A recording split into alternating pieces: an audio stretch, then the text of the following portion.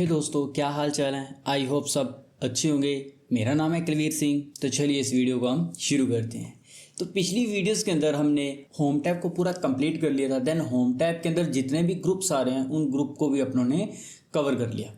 आज की वीडियो के अंदर हम इंसर्ट टैब को कंप्लीट करने वाले हैं। बेसिकली इंसर्ट टैब क्या होता है कि कुछ अलग से अपने को शीट के अंदर इंसर्ट करना हो तो उसके लिए हम इंसर्ट टैब का यूज़ करते हैं। जैसे कि अपने कुछ टेबल इंसर्ट करना है, कोई फोटो हो सकता है या सिग्नेचर लाइन या फिर कोई चार्ट को इसके अंदर इंसर्ट करना, तो हम इंसर्ट टैब से कर सकते हैं। बट होम टैब के अंदर क्या था कि जो हमारी टेक्स्ट की फॉर्मेटिंग है, ज़्यादातर फॉर्मेटिंग करने के लिए हम यूज़ करते हैं। तो सबसे पहले हमारे पास आ रहा है पायो टेबल। तो इस ऑप्शन को समझने के लिए सबसे पहले मैं एक शीट ले लेता हूँ। तो इंसर्ट टैब के अंदर सबसे पहले हमारे पास आ रहा है पायो टेबल।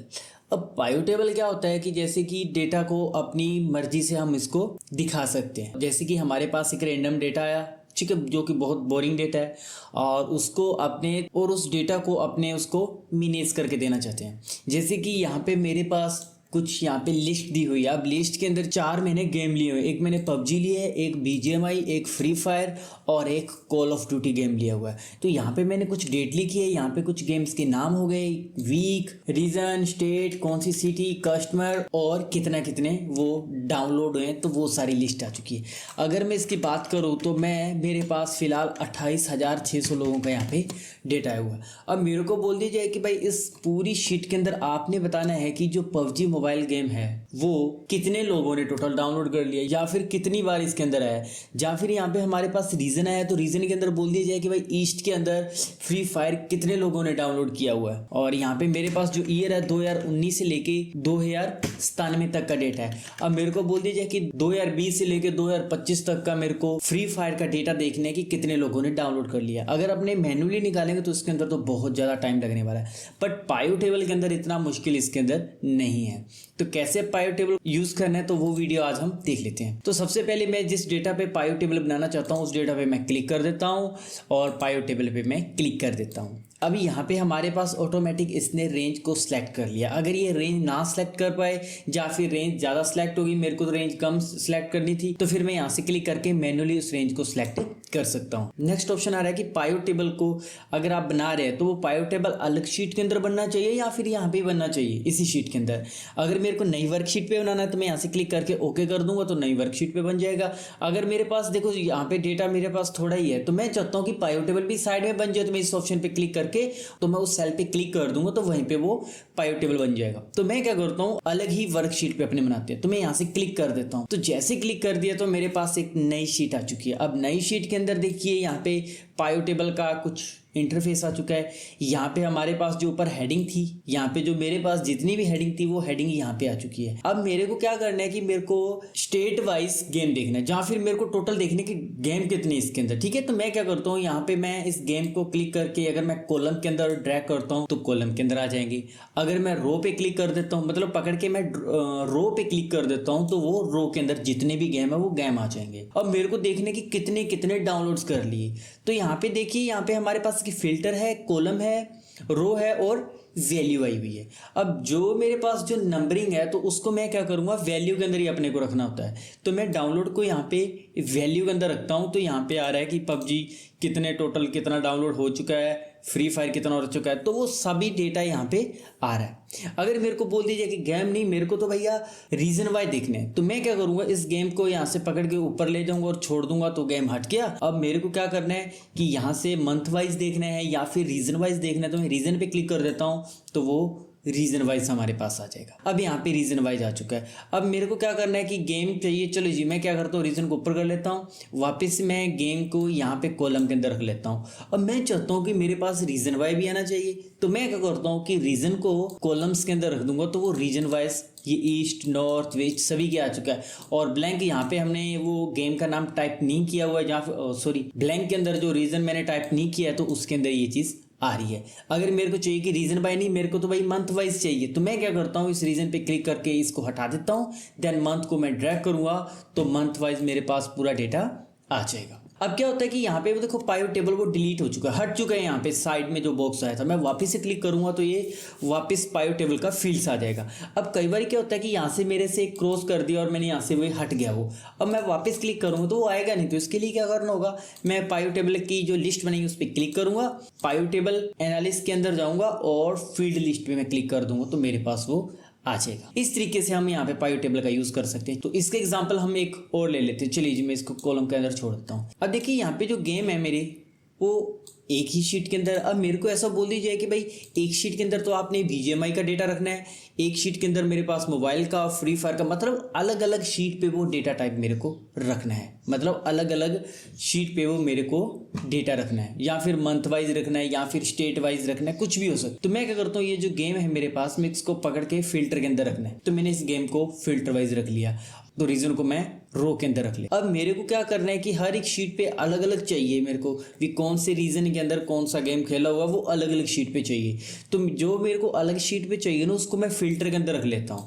अब मैंने फिल्टर पे क्लिक कर दिया, फिल्टर के अंदर रख दिया, उसके बाद पाइवट टेबल के अंदर जाऊंगा और ऑप्शंस के अंदर जाऊंगा, और यहाँ पे है शो रिपोर्ट फिल्टर पेज। मैं इस पे जैसे ही क्लिक करूंगा, अब हो रहा है कि भाई फिल्टर के अंदर और भी डेटा है या फिर गेम्स है। अगर मैंने और भी डाटा रखा हो तो सभी की लिस्ट आ जाएगी। अब मेरे पास तो गेम है, तो मैं गेम पे क्लिक करके ओके करता हूँ। तो मेरे पास 4 गेम थे, तो उन 4 गेम की यहाँ पे लिस्ट आ चुकी है। चलिए जी, मैं इस शीट को डिलीट कर देता हूँ। ऐसा बोलिए, या फिर मेरे को क्या करना है, मंथ वाइज चाहिए था, ठीक है। तो मैं क्या करता हूँ, इस गेम को तो यहाँ पे रीजन के अंदर रख लेता हूँ, और यहाँ पे इस मंथ को मैं कर देता हूँ फिल्टर के अंदर। देन यहाँ पे मैं पाइवट टेबल के अंदर जाऊँगा, ऑप्शंस के अंदर जाना है, then show report filter page पे मैं क्लिक करके ओके करूँगा। तो यहाँ पे हर एक मंथ का वो आ रहा है, कौन से मंथ में कितना गेम वो डाउनलोड हुआ है, तो वो लिस्ट यहाँ पे हमारे पास आ रही है। चलिए जी, मैं इस शीट को भी एक बार डिलीट कर देता हूँ।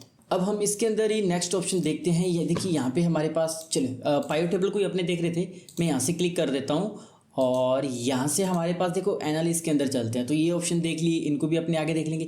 अब देखिए यहाँ पे मैं क्या करता हूँ, इस मंथ को मैं हटा देता हूँ, रीजन को भी हटा देता हूँ, ठीक है। अब देखिए यहाँ पे मेरे पास गेम्स आ रहा है और डाउनलोड आ रहा है, बट मेरे को देखना है, देखो यहाँ पे सम ऑफ डाउनलोड लिखा है, अभी कितनी बार ये गेम डाउनलोड हुआ है, बट मेरे को ये देखना है कि ये गेम कितनी बार आया हुआ है। तो यहाँ पे तो वो डाउनलोड आ रहा है, बट मेरे को देखना है कि ये जो BGMI है कितनी बार रिपीट हुआ है, मेरे को वो देखना है।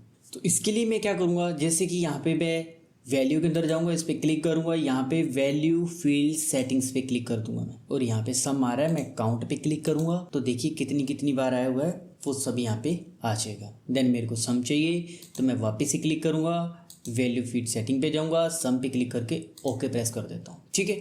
और यहाँ पे इन ऑप्शन को तो अपने चलो बाद में देखेंगे, बट मैं एक बार आपको इंसर्ट टैप करवा रहा हूँ। पाइवट टेबल को अगर अपने को डिटेल से समझेंगे, इसके लिए हम एक अलग सी वीडियो बना देंगे। और यहाँ पे हमारे पास एक ऑप्शन है इंसर्ट स्लाइसर। इंसर्ट स्लाइसर क्या करता है, बेसिकली ये भी हमारे पास क्या करेगा, फिल्टर का काम ही करेगा। मैं चलिए इंसर्ट स्लाइसर पे क्लिक कर देता हूँ, और मैं चलता हूँ कि यहाँ पे मंथ पे क्लिक कर देता हूँ, ठीक है। मैंने मंथ पे क्लिक कर दिया, ओके। मैं यहाँ से क्लिक कर देता हूँ, यहाँ पे मेरे पास मंथ आ चुके हैं। अब मैं क्या करता हूँ, यहाँ से कॉलम को, ठीक है, जिस जैसे करना है वहीं से मैं कर लेता हूँ, ठीक है। अब देखिए मैं जनवरी के अंदर क्लिक करूँगा, तो जनवरी के अंदर कितने गेम डाउनलोड्स हुए हैं, तो वो चीज़ आ जाएगी। देन मैं सितंबर के अंदर चाहता हूँ, मई के अंदर, मतलब मैं उस पर क्लिक करता रहूँगा तो वो डेटा मेरे पास आता जाएगा। चलिए जी, मैं एक और स्लाइसर ऐड कर लेता हूँ। तो मैं इसके लिए क्या करूँगा, यहाँ पे क्लिक किया मैंने, पाइवट एनालाइज के अंदर जाऊँगा, और वहीं से मैंने क्लिक कर दिया। इस बार मैं क्या करता हूँ कि रीजन पे मैं क्लिक कर देता हूँ, ओके, ठीक है। मैं रीजन के अंदर भी क्लिक कर दिया। अब यहाँ पे हमारे पास ये फिल्टर है ये। अब मैं यहाँ पे सेंट्रल पे क्लिक करूँगा तो आ जाएगा गेम, नॉर्थ के अंदर आ जाएगा। अब नॉर्थ के अंदर मेरे को जनवरी के अंदर देखना है तो वो सारी डिटेल आ जाएगी। अगर मेरे को नवंबर के अंदर देखना है तो यहाँ से आ जाएगा। अब मेरे को ईस्ट के अंदर सितंबर का देखना है तो वो सब डिटेल यहाँ पे आ जाएगी। अब मेरे को यहाँ से ईयर वाइज चाहिए भी, कौन सी ईयर के अंदर कितना है हुआ है, तो वहीं पे हमें क्या करना होगा, एक ईयर के लिए अलग से स्लाइसर हमको ऐड करना होगा। अब देखिए यहाँ से मैंने स्लाइसर को ऐड किया, तो मैं क्या करता हूँ, एक चार्ट बना लेता हूँ। मैं यहाँ से इसको सिलेक्ट कर लेता हूँ, इस डेटा को मैं ऐसे सबसे पहले ऐसे सिलेक्ट कर लेता हूँ। सिलेक्ट करने के बाद मेरे को क्या करना है कि या तो मैं इंसर्ट के अंदर जाके पाइवट चार्ट पे मैं क्लिक कर सकता हूँ, या फिर मेरे को पाइवट टेबल के लिए जो अलग से टैब बना है मैं उस पर क्लिक कर देता हूँ, और यहाँ पे पाइवट चार्ट पे मैं क्लिक कर देता हूँ। तो मैंने पाइवट चार्ट पे क्लिक कर दिया तो यहाँ पे काफ़ी सारे चार्ट आ जाएंगे कि कैसा अपने को चार्ट चाहिए। चलिए जी, हम समझने के लिए एक बार सिंपल चार्ट ही ले लेते हैं। मैं इस पर क्लिक करूँगा तो यहाँ पे मेरे पास ये चार्ट आ जाएगा, ठीक है। चलिए जी, मैं इसको एक बार हटा लेता हूँ, ठीक है। तो अब देखिए हम चार्ट के जरिए इसको देख सकते हैं। अगर मैं इसको हटा देता हूँ पहले, ठीक है, मैं सेंट्रल पे क्लिक करूँगा तो वो यहाँ पे सेंट्रल्स के अंदर आ जाएगा। देन यहाँ पे मैं साउथ पे क्लिक करता हूँ, जैसा जैसा मेरे को चाहिए मैं उस पर क्लिक करता रहूँगा वैसा आ जाएगा।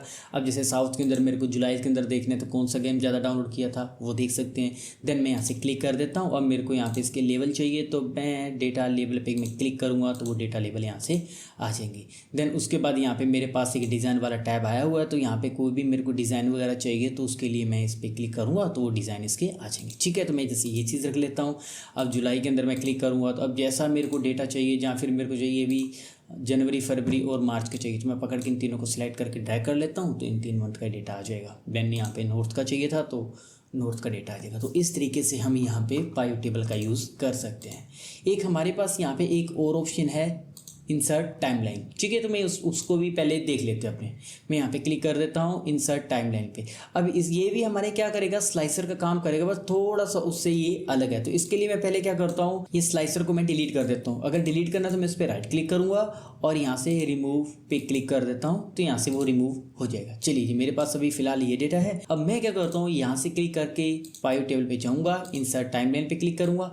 अब ये जो टाइमलाइन है ना वो अकेली डेट पे ही आएगी। अगर उसके जैसे कि यहाँ पे हमारे पास स्लाइसर तो था, हम उसके लिए कंट्री के लिए या फिर गेम्स के लिए भी अपने लगा सकते थे, बट जो इंसर्ट टाइमलाइन है ना वो डेट के लिए है। कि मैं यहाँ पे डेट पे क्लिक कर देता हूँ, ओके कर देता हूँ। ठीक है, तो यहाँ पे मेरे पास ये टाइमलाइन आ जाएगी। अब इस तरीके से यहाँ पे आ रहा है।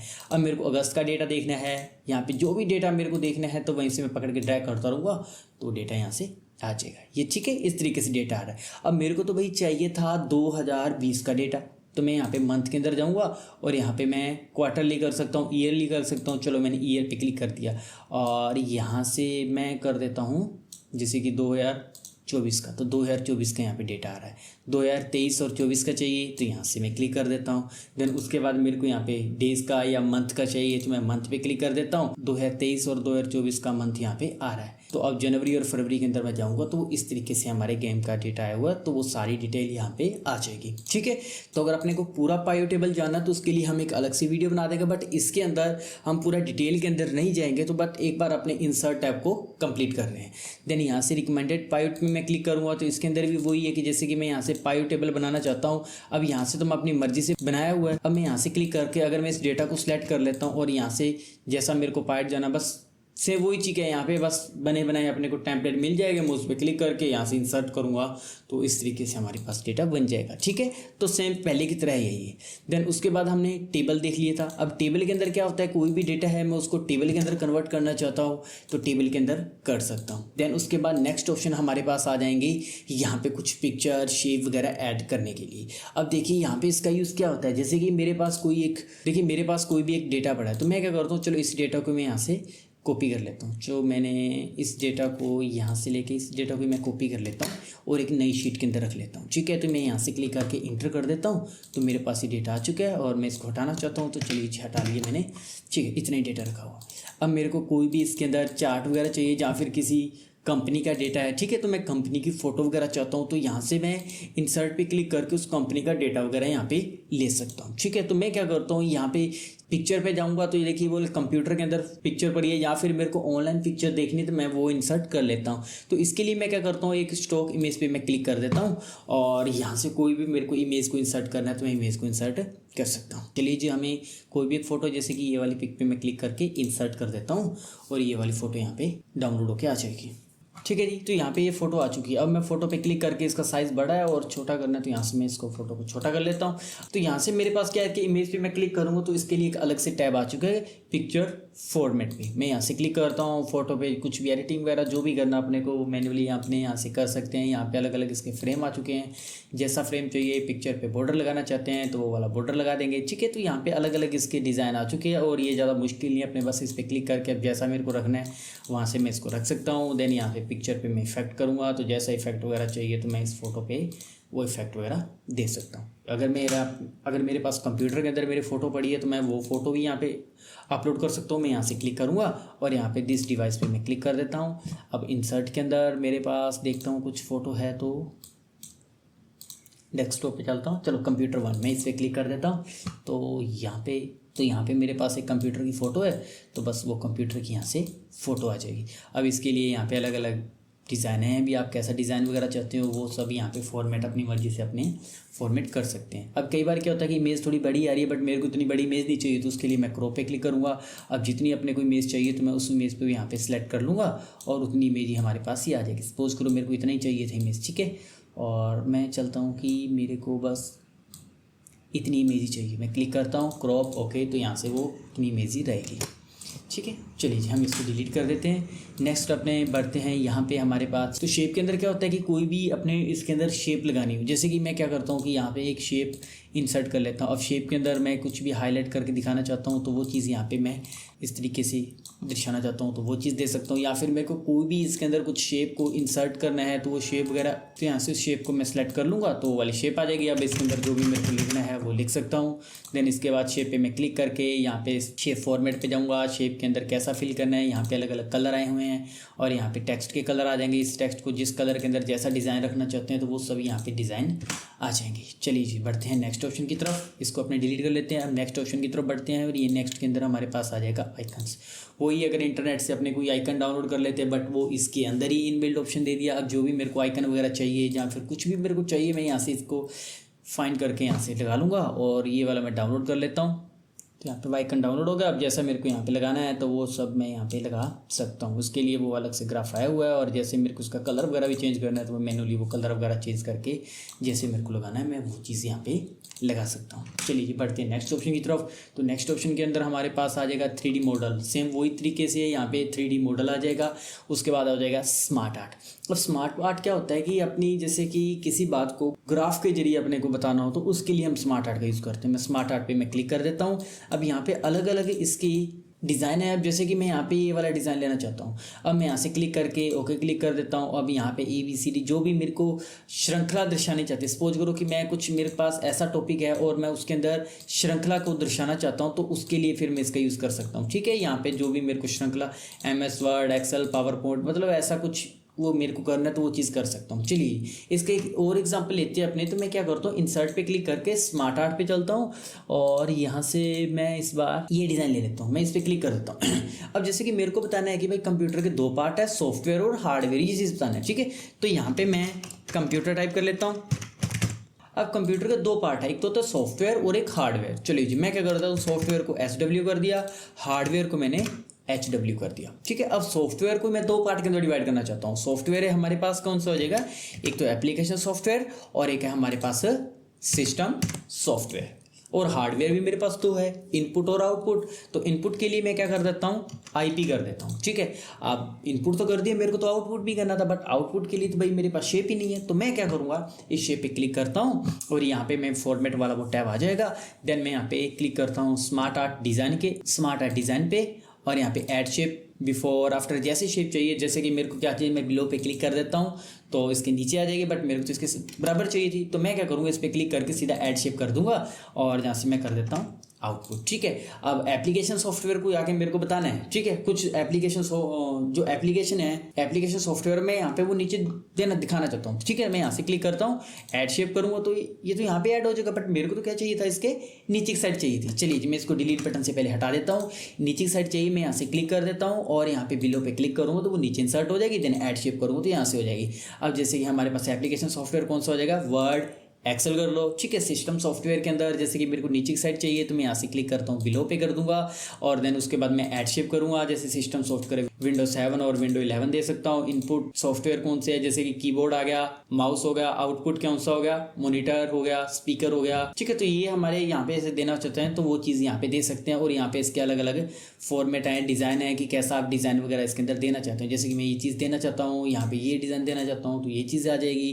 देन उसके बाद क्या होता है कि मेरे को जैसे सिंपल रखना है तो सिंपल रख सकता हूँ। अब कई बार क्या होता है कि ये डिज़ाइन मेरे को पसंद नहीं आ रहा, मेरे को दूसरा चाहिए था तो यहाँ पे वो अलग अलग डिज़ाइन वगैरह आए हुए हैं कि जैसा डिज़ाइन अपने देना चाहते हैं वो चीज़ मैं दे सकता हूँ यहाँ पे। इसके अलावा यहाँ पे इसके अंदर फोटो वगैरह लगानी है या फिर मेरे को इसका इस अकेले का ही कलर चेंज करना है तो मैं फॉर्मेट पे जाऊँगा और यहाँ पे शेप फिल पे अंदर जाके जैसा मेरे को शेप का कलर देना है तो वो चीज़ मैं यहाँ पे दे सकता हूँ। सपोज करो मेरे को अंदर इसके फोटो लगानी है तो मैं यहाँ पे शेप फिल के अंदर जाऊँगा, पिक्चर पे क्लिक कर देता हूँ और यहाँ पे बोल रहा है कि भाई ऑनलाइन ढूंढनी है या फिर अपने कंप्यूटर के अंदर पड़ी है। तो चलिए इसे मेरे कंप्यूटर के अंदर पड़ी है, कंप्यूटर 1 के नाम से इमेज है, मैं इस पर क्लिक कर देता हूँ और वो वाली इमेज यहाँ पे आ जाएगी। तो इस तरीके से हम स्मार्ट आर्ट का यूज़ कर सकते हैं। नेक्स्ट ऑप्शन देखते हैं अपने स्क्रीनशॉट। अब स्क्रीनशॉट क्या होता है कि जैसे कि कोई भी मेरे को फोटो चाहिए वो यहाँ पे चाहिए, तो मैं क्या करता हूँ कि सबसे पहले अगर देखो मैं सीधा ही यहाँ पे, अब मेरे को किसी चीज़ का यहाँ पे स्क्रीनशॉट चाहिए, ठीक है, तो मैं क्या करता हूँ यहाँ पे क्लिक करता हूँ, स्क्रीनशॉट पे मैं क्लिक करूँगा, स्क्रीन क्लिपिंग पे जाऊँगा और मेरे को जैसे नॉर्मल मेरे पास तो डेस्कटॉप आ जाएगा। अब मेरे को क्या करना है कि इस चीज़ का स्क्रीनशॉट चाहिए था, तो मैं उस चीज़ को यहाँ पे स्क्रीनशॉट इंसर्ट कर लेता हूँ। देन उसके बाद ये ऑप्शन तो अपनों ने देख ही लिए, ठीक है, तो वो सारे ऑप्शन आ जाएंगे यहाँ पे। अब मेरे को क्या करना है कि भाई इसका मेरे को स्क्रीनशॉट नहीं चाहिए था, मेरे को चाहिए जैसे मैं दिस पीसी के अंदर जाके मेरे को बस इस चीज़ का स्क्रीनशॉट चाहिए, तो मैं क्या करूँगा इसको पहले ऐसा का ऐसे रख लूँगा। देन उसके बाद मैं क्या करूँगा एक्सेल को ओपन करूँगा, इंसर्ट के अंदर जाऊँगा और इंसर्ट के अंदर जाने के बाद मैं स्क्रीनशॉट पे मैं क्लिक करूँगा, स्क्रीन क्लिपिंग पे जाऊँगा। अब जितना पोर्शन चाहिए, अब सपोज करो इतना ही चाहिए था तो वो पोर्शन यहाँ पे आ जाएगा। अब ये एक्स्ट्रा आया हुआ है, एक्स्ट्रा को उठाने के लिए हमने क्या किया था, क्रॉप का यूज़ कर देना, और क्रॉप का यूज़ करके मेरे को जितने पोर्शन चाहिए मैं वो चीज़ रख सकता हूँ। बट अपने वो है कि इसका कलर वगैरह चेंज करके जैसा जितना पोर्शन चाहिए तो वो पोर्शन हम यहाँ पे रख सकते हैं। तो नेक्स्ट ऑप्शन है हमारे पास एडिंग्स। अब इसके अंदर क्या होता है कि जैसे कि तो इसके अंदर जो अलग से प्लगइन्स मैं इंस्टॉल कर सकता हूँ, जैसे कि अपने गूगल क्रोम के अंदर अलग से एक्सटेंशंस को ऐड करते हैं, तो उसी तरीके से हम यहाँ पे एक्सटेंशंस को ऐड कर सकते हैं। जैसे कि डेटा एनालिसिस यहाँ पे काफ़ी सारे आगे के एजुकेशन के लिए, तो वो सारे यहाँ पे आ जाएंगे। अब जैसे कि मैं डेटा एनालिस्ट के अंदर जाऊँगा तो यहाँ पे काफ़ी सारे आ जाएंगे, तो थोड़ा सा इसके अंदर क्या होता है कि डेटा को थोड़ा सा मेंटेन करना और ज़्यादा इजी हो जाएगा। जैसे कि हमारे ब्राउज़र के अंदर एक्सटेंशन होते हैं, तो उसी तरीके से यहाँ पे हमारे पास ये एक्सटेंशन है। चलिए बढ़ते हैं नेक्स्ट ऑप्शन के अंदर। नेक्स्ट ऑप्शन के अंदर हमारे पास चार्ट आ जाएंगे, तो इसके लिए मैं क्या करता हूँ, पहले एक डेटा ले लेता हूँ, उसके अंदर फिर अपने चार्ट का यूज़ कर सकते हैं। जैसे कि अपने ने पाइव टेबल के अंदर चार्ट लिया था, तो सेम वैसे के वैसे यहाँ पे अपने चार्ट ले सकते हैं। तो मैं क्या करता हूँ, कुछ डेटा को सिलेक्ट कर लेता हूँ। चलिए मैं इस डेटा को यहाँ से सिलेक्ट करके यहाँ पे पेस्ट कर देता हूँ। तो मैंने एक डेटा ले लिया, अब मैं इसको क्या करूँगा, सिलेक्ट करूँगा, यहाँ पे अलग अलग चार्ट आ जाएंगे। यहाँ पे रिकमेंडेड चार्ट भी है, कोई ऐसा अपने को चार्ट चाहिए, तो मैं क्या करता हूँ यहाँ से ये वाला चार्ट ले लेता हूँ, क्लिक कर दिया और यहाँ पे मेरे पास वो चार्ट आ जाएगा। जिस प्रकार से मेरा डेटा है उसी तरीके से यहाँ पे मेरे पास ये चार्ट आ जाएगा। देन उसके बाद मेरे को यहाँ पे क्लिक करूँगा, ऐड लेबल्स वगैरह चाहिए तो वो यहाँ पे ऐड कर ही सकता हूँ मैं। यहाँ पे अलग अलग यहाँ पे चार्ट का टाइटल देना हो तो वो सब चीज़ें यहाँ पे आ जाएगी। देन उसके बाद यहाँ पे अलग अलग मैं फॉर्मेट के अंदर जाऊँगा तो अलग अलग यहाँ पे वो हमारे पास ऑप्शन आए हैं कि कैसा अपने कोई चार्ट वगैरह चाहिए, ठीक है। तो यहाँ पे चार्ट के जरिए भी हो सकता है। देन मेरे को यहाँ पे ये चार्ट नहीं चाहिए, मेरे को दूसरा चार्ट चाहिए था, तो मैं इसको वापस से सिलेक्ट करूँगा, इंसर्ट के अंदर जाऊँगा, चार्ट के अंदर जाऊँगा, तो मैं ऑल चार्ट पे क्लिक करूँगा, जितने भी मेरे पास चार्ट है वो सभी चार्ट आ जाएंगे। चलिए मैं इस पर क्लिक कर देता हूँ और ओके कर देता हूँ, तो मेरे पास ये चार्ट है तो वो चार्ट आ जाएंगे यहाँ पे, ठीक है। अब डेटा लेवल वगैरह मेरे को चाहिए तो मैं यहाँ से क्लिक करके जैसा मेरे को चाहिए वो मैं उस पर क्लिक करूँगा तो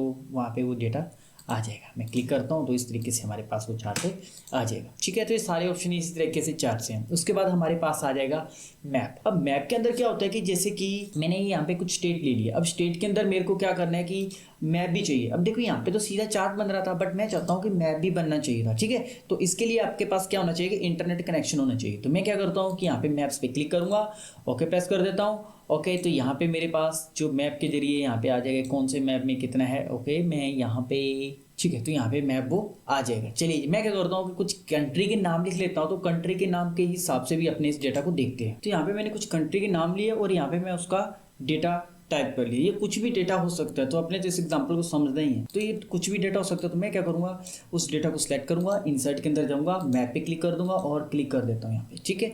और थोड़ा सा यहाँ पे लोड करेगा, देन उसके बाद ये उस तरीके से यहाँ पे अपने को शो करने लग जाएगा, ठीक है। अब यहाँ पे मेरे को ये अब डिज़ाइन मेरे को नहीं अच्छा लग रहा, तो मैं क्या करूँगा यहाँ पे अलग अलग फॉर्मेट पे जाके कोई भी डिज़ाइन वगैरह रखना चाहता हूँ तो वो सभी यहाँ पे डिज़ाइन में दे सकता हूँ। यहाँ पे मैं क्लिक करके लेबल वगैरह देना चाहता हूँ तो वो लेबल वगैरह सारा कुछ यहाँ पे मैं दे सकता हूँ, ठीक है। तो इस तरीके से यहाँ पे हमारे पास इस ऑप्शन का यूज़ कर सकते हैं। देन अपने नेक्स्ट देखते हैं स्पार्क लाइन। तो स्पार्क लाइन समझने के लिए मैं सबसे पहले एक डेटा टाइप कर लेता हूँ। अब देखिए यहाँ पे मैंने एक डेटा टाइप कर लिया। अब इसके अंदर क्या होता है कि मेरे को हर एक स्टूडेंट के नंबर वाइज यहाँ पे मेरे को ग्राफ देखना है, ठीक है। अगर मैं क्या करूँगा, अगर इसको ऐसे सिलेक्ट कर लिया, फिर मैं इंसर्ट के अंदर जाके कोई भी यहाँ से चार्ट को इंसर्ट कर देता हूँ, तो चार्ट तो बहुत बड़ा हो जाएगा, बट मेरे को क्या करना है कि बस इतने ही एरिया के अंदर इसको रखना है। तो बट मैं यहाँ पे इसको ऐसे रखने की कोशिश करूँगा तो वो रख नहीं पाऊंगा। तो इसके लिए हम क्या करते हैं, स्पार्क लाइन का यूज़ करते हैं। तो मैं क्या करता हूँ, देखिए तो स्पार्क लाइन हमारी 3 प्रकार की है। तो सबसे पहले मैं देखता हूँ लाइन को। तो मैं देखो यहाँ पे मैं क्लिक करूँगा, यहाँ पे मेरे को स्पार्क लाइन चाहिए, लाइन पे क्लिक करूँगा और यहाँ से मैं उस रेंज को सिलेक्ट कर लेता हूँ और मैं यहाँ से ओके करता हूँ। तो देखिए पहले नंबर ज़्यादा थे, फिर कम हो गए, फिर ज़्यादा, फिर कम। अब सपोज करो कि यहाँ पे मैं नंबर कम कर देता हूँ, 30 कर देता हूँ, तो वो इस तरीके से हो जाएगा। ठीक है, अगर मैं यहाँ पे 40 नंबर कर देता हूँ तो इस तरीके से हो जाएगा। अब मैं यहाँ से इसको पकड़ के ड्रैग करता हूँ तो सभी का यहाँ पे वो आ जाएगा। तो चलिए जी, मैं वापस इसको देखते हैं, एक और एग्जांपल अपने लेते हैं इसका। चलिए जी, मैं क्या करता हूँ, इस पर बॉर्डर लगा लेता हूँ। ठीक है, नेक्स्ट अपने समझते हैं कॉलम, तो वो कॉलम के जरिए आ जाएगा। मैं यहाँ से इसको सिलेक्ट करता हूँ, ओके करता हूँ, तो वो कॉलम के जरिए आ जाएगा। देन मैं ड्रैग करूँगा तो वो इस तरीके से हमारे पास डेटा आ जाएगा। देन यहाँ पे अलग अलग डिज़ाइन है, तो आप इस पर जैसे क्लिक करोगे, लोएस्ट वैल्यू को हाईएस्ट वैल्यू को कैसा देखना चाहते हैं वो चीज़ आ जाएगा। हाईएस्ट ऐसे आ रही है, अगर लोएस्ट को कुछ और कलर से देखने हैं तो वो चीज़ यहाँ पे आ जाएगी। ठीक है, तो यहाँ पे मैं इसको अलग कलर वगैरह देना चाहता हूँ तो वो सब यहाँ पे कलर मैं दे सकता हूँ। और यहाँ पे फर्स्ट पॉइंट लास्ट पॉइंट को कैसे दर्शाना चाहते हैं तो वो चीज़ भी मैं यहाँ पे दे सकता हूँ। मैं यहाँ से क्लिक करता हूँ, अलग अलग डिज़ाइन है, आप जिस डिज़ाइन पे क्लिक करोगे वो डिज़ाइन आ जाएंगे। चलिए नेक्स्ट ऑप्शन भी अपने देख लेते हैं। नेक्स्ट हमारे पास विन लॉस। अब देखिए इसमें क्या होता है कि अगर मैं सीधे इसको यहाँ पे लगा देता हूँ ना, यहाँ पे मैं रेंज सेलेक्ट कर देता हूँ तो एक जैसे ही आएगा। बट ये क्या होता है कि प्रॉफिट लॉस बताने के लिए होता है। जैसे कि मेरे पास कुछ अमाउंट है, वो अमाउंट अगर माइनस के अंदर आ रहा है, जैसे कि माइनस के अंदर आ रहा है तो वो थोड़ा सा उसको अलग तरीके से वो शो कर देगा। ठीक है, इतना ही काम है इसका। अगर मैं इसको सीधा यहाँ से कॉपी पेस्ट करूँगा तो यहाँ पे कुछ नहीं होने वाला। अगर जो वैल्यू माइनस के अंदर है वो माइनस की वैल्यू को अलग तरीके से शो करेगा, बस यही इसके अंदर फर्क है। आई होप ये ऑप्शन भी आपको समझ आ गया होगा। तो चलिए बढ़ते हैं हम नेक्स्ट ऑप्शन के अंदर। तो नेक्स्ट ऑप्शन के अंदर हमारे पास स्लाइसर और टाइमलाइन है। इसको तो हमने देख ही लिया था, बट एक बार अपने वापस से इसको देख लेते हैं। मैं इसको सिलेक्ट करके इस पर राइट क्लिक करके मैं इसको डिलीट कर देता हूँ। अब मैं क्या करता हूँ, यहाँ से क्लिक करता हूँ और यहाँ से अब देखिए यहाँ पे मैं स्लाइसर पे सीधा क्लिक करूँगा ना तो ये काम नहीं करेगा। तो इसके लिए मेरे को जो डाटा है वो टेबल के अंदर कन्वर्ट करना पड़ेगा। मैं यहाँ से क्लिक करके टेबल के अंदर कर लेता हूँ। देन उसके बाद मैं वापस से क्लिक करूँगा, इंसर्ट पे क्लिक कर देता हूँ, स्लाइसर पे जाऊँगा और यहाँ से कोई भी सब्जेक्ट वाइज है, जैसे कि मैं नेम पे क्लिक कर देता हूँ। ओके, जितने भी स्टूडेंट है उसके यहाँ पे नेम आ जाएंगे। अगर मैं अजय पे क्लिक कर देता हूँ तो अजय की डिटेल आ रही है, मोहन पे क्लिक करता हूँ तो मोहन की डिटेल आ जाएगी। यहाँ पे मैं सोहन करूँगा तो सोहन की। अगर मेरे को 2 स्टूडेंट की डिटेल चाहिए तो क्लिक कर देता हूँ, और मेरे को एक अजय और सोहन की चाहिए तो मैं अजय पे क्लिक करूँगा, कंट्रोल बटन होल्ड करूँगा, सोहन पे क्लिक करूँगा तो दोनों का डेटा ही हमारे पास आ जाएगा। देन यहाँ पे हमारे पास ये ऑप्शन तो काम करेगा नहीं टाइमलाइन का, क्योंकि ये डेट पे करता, तो यहाँ पे हमने डेट आगे टाइप नहीं की हुई है। नेक्स्ट ऑप्शन है हमारे पास लिंक। ये होता है हाइपर लिंक। किसी वर्ड के साथ किसी फाइल को अटैच करने के लिए हम हाइपर लिंक का यूज़ करते हैं। हाइपर लिंक क्या होता है कि किसी वर्ड के साथ किसी फाइल को अटैच करने के लिए हम हाइपर लिंक का यूज़ करते हैं। अब सपोज करो कि यहाँ पे मैंने कंप्यूटर पे क्लिक करूँ तो कंप्यूटर की फ़ोटो आनी चाहिए, या फिर यहाँ पे हमारे पास कुछ स्टूडेंट्स के नेम है तो मैं उस नाम पे क्लिक करूँ तो उस स्टूडेंट की हमारे पास फ़ोटो आनी चाहिए। या फिर मैंने लिख दिया शीट 1, शीट 2, शीट 3, इस तरीके से मैंने लगा ली। ठीक है, तो मैंने लिख देता हूँ शीट 1, शीट 2, देन शीट 3। मैंने इस तरीके से लिख लिया। अब मैं चाहता हूँ कि मैं शीट 1 पे क्लिक करूँ तो मैं शीट 1 पे आ जाऊँ, शीट 2 पे क्लिक करूँ तो मैं शीट 2 पे आ जाऊँ। तो इस तरीके से मैं यहाँ पे हाइपर लिंक का यूज़ कर सकता हूँ। चलिए मैं क्या करता हूँ कि जैसे कि मेरे पास यहाँ पे मैं कंप्यूटर टाइप कर लेता हूँ पहले। अब मैं चाहता हूँ कि जब जैसे मैं इस कंप्यूटर पे क्लिक करूँ तो मेरे पास एक फ़ोटो आ जानी चाहिए। जो फोटो मैं इसके साथ अटैच करूँगा वो फोटो आ जाए। ठीक है, तो मैं क्या करता हूँ, सबसे पहले जिसके साथ कोई फोटो अटैच करनी है मैं उस पर क्लिक करूँगा, हाइपर लिंक के अंदर जाऊँगा और यहाँ पे हमारे पास जो भी डायरेक्टरी के अंदर हमारी फोटोज़ वगैरह जो फाइल पड़ी है उसको अटैच करना। तो मेरा क्या कि यहाँ पे डेस्कटॉप पे पड़ा है कंप्यूटर के नाम से, मैं उस पर क्लिक कर देता हूँ। ओके, इसका कलर चेंज हो चुका है। अब मैं जैसे क्लिक करूँगा तो देखिए मेरे पास यहाँ पे जो कंप्यूटर की फ़ोटो अटैच थी वो कंप्यूटर की फ़ोटो आ जाएगी। चलिए जी, मैं एक फ़ोटो और ही अटैच कर लेता हूँ। मैं इस पर क्लिक करूँगा, हाइपर लिंक के अंदर जाऊँगा। देन इस बार मेरे को क्या करना है कि यहाँ पे कंप्यूटर 2 लिखा हुआ, मैं इस पर क्लिक करूँगा। ओके, जो मैंने इसके साथ अटैच की थी वो फाइल यहाँ पे ओपन हो जाएगी। अब मैं चाहता हूँ कि मैं जैसे ही यहाँ पे क्लिक करूँ तो मेरे पास ये शीट 1 ओपन होनी चाहिए। ठीक है, तो इसके लिए मैं क्या करूँगा, सबसे पहले मैं यहाँ पे क्लिक करूँगा, हाइपर लिंक के अंदर जाऊँगा, प्लेस इन दिस डॉक्यूमेंट में मैं क्लिक कर दूंगा। अब जो मेरे पास शीट है उन सभी शीट हमारे पास आ जाएगी। अब मेरे को इसके साथ कौन सा करना है कि शीट 1 अटैच करनी है, मैं इस पर क्लिक करके ओके कर देता हूँ। अब मैं जैसे इस पर क्लिक करूँगा तो देखिए मैं सीधा शीट 1 पे स्विच हो जाएगा। ठीक है, तो इस तरीके से हम किसी वर्ड के साथ किसी फाइल को हम अटैच कर सकते हैं। तो नेक्स्ट ऑप्शन है हमारा टेक्स्ट। अब टेक्स्ट के अंदर क्या होता है कि जैसे कि मेरे को कुछ टेक्स्ट बना के यहाँ पे टाइप करना है। सपोज करो कि मेरे को कुछ यहाँ पे फोटो लगानी है। चलो फोटो तो हम यहाँ से लगा सकते हैं, चलो फोटो तो हम यहाँ से इंसर्ट कर सकते हैं, बट मैं चाहता हूँ कि टेक्स्ट के अंदर कुछ यहाँ पे टाइप करके मैं इसके बारे में कुछ लिखना चाहता हूँ। ठीक है, तो वो यहाँ पे मैं चाहता हूँ कि यहाँ पे टेक्स्ट टाइप हो जाए, उसके बारे में यहाँ पे लिखना चाहता हूँ। तो उसके लिए मैं क्या करूँगा, टेक्स्ट पे जाऊँगा और टेक्स्ट बॉक्स में क्लिक करके अब जो भी मेरे को इस मैटर के बारे में टाइप करना है वो मैटर टाइप कर लेता हूँ। देन शेप फॉर्मेट के अंदर जाके शेप, फिल, कलर वगैरह ये तो हम सारे ऑप्शन देख ही लिए। देन उसके बाद कलर, जैसे फ़ॉन्ट का कलर वगैरह कैसे चेंज करना है, तो वो कलर वगैरह भी हम यहाँ से चेंज कर सकते हैं। मतलब अलग से यहाँ पे हमारे पास एक बॉक्स आ जाएगा और इसको पकड़ के जिधर भी अपने को ड्रैग करना है तो वो चीज़ यहाँ पे अपने कर सकते हैं। अगर इस पर हटाना है तो मैं यहाँ से क्लिक करूँगा, डिलीट बटन दबाऊँगा तो वो डिलीट हो जाएगा। नेक्स्ट ऑप्शन अपने देखते हैं। नेक्स्ट ऑप्शन के अंदर हमारे पास है हेडर और फुटर। जैसे कि हमारे पास अब हेडर और फुटर क्या होता है कि जो हेडर है वो पेज के ऊपर की तरफ आएगा, फुटर पेज के नीचे की तरफ आएगा। अब जैसे कि मेरे को इसका प्रिंट वगैरह निकालना है तो मैं हेडर फुटर पे क्लिक करूंगा। अब मेरे पास जैसे काफ़ी सारे पेज है तो मैं हेडर पे क्लिक करूंगा। तो हेडर के अंदर जो भी जैसे कि मेरे को लेसन का नाम लिखना, बुक का नाम या टाइप कर लेता हूँ। देन उसके बाद मैं जैसे इसका प्रिंट निकालूंगा तो वो सभी यहाँ पे मेरे को हेडर के अंदर दिख जाएगा। नेक्स्ट ऑप्शन अपना वर्ड आर्ट। तो वर्ड आर्ट के अंदर भी सेम वही चीज़ है जैसे कि हमने टेक्स्ट बॉक्स के अंदर किया था, बट इसके अंदर क्या है कि यहाँ पे हमारे पास कुछ डिज़ाइन आ जाएंगे। जैसे कि मैं यहाँ पे क्लिक कर देता हूँ और यहाँ पे मैं जैसे कि लिख लेता हूँ कंप्यूटर। जैसे कि मैं मेरा नाम जैसे मैं टाइप कर लेता हूँ कंप्यूटर। बस इसका यूज़ इसलिए करते हैं कि ताकि अपने कुछ हेडिंग वगैरह है तो वो हेडिंग वगैरह देने के लिए यहाँ पे क्लिक करना है, या फिर किसी स्कूल का डेटा है तो यहाँ पे मैं उस पर हेडिंग वगैरह देख के यहाँ पे लिख सकता हूँ। जैसे कि कंप्यूटर कोर्स या फिर कंप्यूटर सब्जेक्ट या फिर स्कूल का नाम, वो भी मेरे पास डेटा है वो मैं दे सकता हूँ ताकि अपना देखने में डेटा थोड़ा अच्छा लगे। चलिए कि नेक्स्ट ऑप्शन की तरफ बढ़ते हैं अपने। नेक्स्ट ऑप्शन है हमारे पास वर्ड आर्ट सिग्नेचर लाइन। अब सिग्नेचर लाइन के अंदर क्या होता है, पेरेंट साइन, मतलब यहाँ पे कुछ स्टूडेंट्स का डेटा है। अब यहाँ पे तो क्या हो रहा है कि सभी स्टूडेंट का डेटा आ रहा है। यहाँ पे मैं प्रिंसिपल सिग्नेचर पे क्लिक करता हूँ। जैसे कि मेरे को प्रिंसिपल का यहाँ पे सिग्नेचर चाहिए तो मैं क्या करता हूँ, इसके लिए यहाँ पे एक सिग्नेचर लाइन ले लूँगा। मैं यहाँ पे सिग्नेचर लाइन पे क्लिक करूँगा।